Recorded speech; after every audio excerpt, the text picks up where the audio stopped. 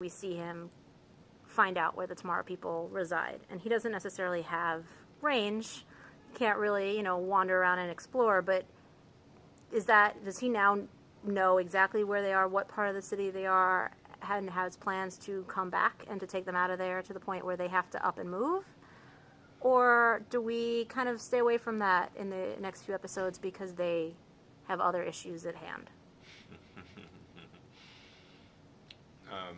I think that Ultra comes dangerously close to figuring out where the lair is, but I don't know how close. Is this something, we see ultimately, the audience sees Steven help Jedikaya by not turning in his girlfriend. The audience sees, and Jedikaya also sees, John not killing him when he could have. Mm-hmm. Is he starting to maybe feel a little differently? Like maybe some of these people are reasonable, maybe I can work with some of these people? I don't know that just because Jedikiah says something is so, it's so. I don't know that just because he says these people are a danger to all of humanity that he necessarily believes that 100%. Okay. It could be that it must be said and thought for reasons. That said, I do think that he's very clear about the very real possibility of a superior species taking out an inferior one. Right. And he is trying to preempt that. But it's complicated now. Well, it's complicated because he gave them the ability to take out an inferior species.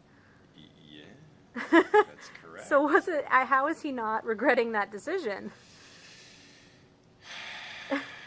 Or is he regretting that decision? God. I think Jedikiah has a lot of regrets. And there's a lot about John that he regrets. But a lot that he doesn't either. It's a very complicated father-son relationship that I don't even know if I've found how deep and far back and conflicting and contradictory it is. But I imagine the next few episodes we'll have to see more of that just because now he has John again.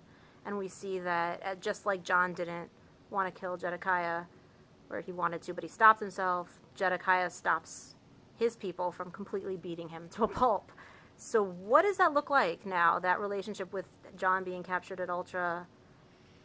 I think Jedikaiah's always stuck his neck out for John. I think he's always stuck his neck out for Steven, more than they know. Okay. And because there are elements at Ultra that are quite dangerous and out for themselves. And I think Jedikaiah's stood in the gap for those guys, even though John never admits it. He's calling me crazy and sadistic, and sons are so ungrateful to their fathers. One day he's going to learn that Daddy Jedikiah was actually a good daddy. Well, comparatively, maybe. Definitely better than the other situation he had. Foster dad, so, who was beating the crap out of him. That's what I mean. Like he's maybe not the best, but he's not the worst. Now, I think I armed him. I think I armed him in life, which is a father's responsibility, and he's quite formidable because of me. And there's nothing to regret about that. Okay. Steven obviously still playing both sides. How we've seen in the last few episodes, Jedikiah has given him things like the bracelet to limit his powers that he took away maybe earlier than we would expect someone like him to do.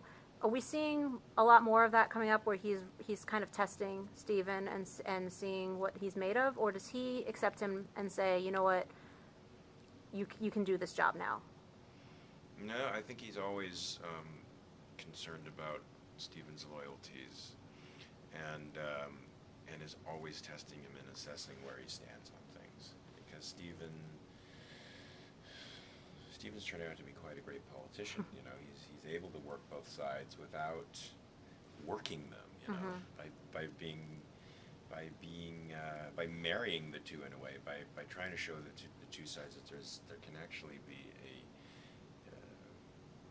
a unity of folks, and it doesn't have to be war. But he's a little too clever for his own good, and he needs to be paid attention to. He's also a very strong person with very heroic impulses, and this kind of thing in an organization like Ultra can be very damaging for him, because he's so authoritative and powerful. You know, he's going to start running up against other personalities, I think. Saying that Stephen is so powerful and such a good politician, now that he has revealed Morgan to the Founder, how does that, are there repercussions for Jedikaya when he comes back into Ultra? Oh yeah. Oh yeah. Yes, indeed. Yes, indeed. The relationship between the Founder and Jedikaya is a very interesting one. Does that affect how does he know that Stephen was the one that ultimately brought it to his attention? I mean, does that affect that relationship at all? You know, I think when you're in a position like that, where clearly you know that one person is kind of a double agent of sorts, you have to anticipate these kinds of, you know, breaches and lies. And I don't know what Jedikiah is using Stephen for, though. I mean, there's an ultimate purpose to all this that allows the blemishes to be patched over.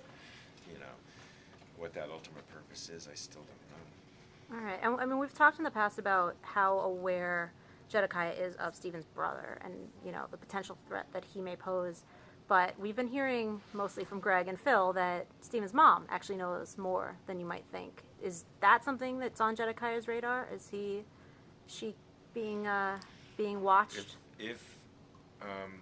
Like I said, anytime Jedikiah says something, I often think it's for effect. Okay. If he doesn't say something and conceals information, I think he's doing it for effect. I always think that he knows more than he's revealing. Okay. I don't know how deeply he knows about Marla, though. Okay. I don't know. Okay. Sorry.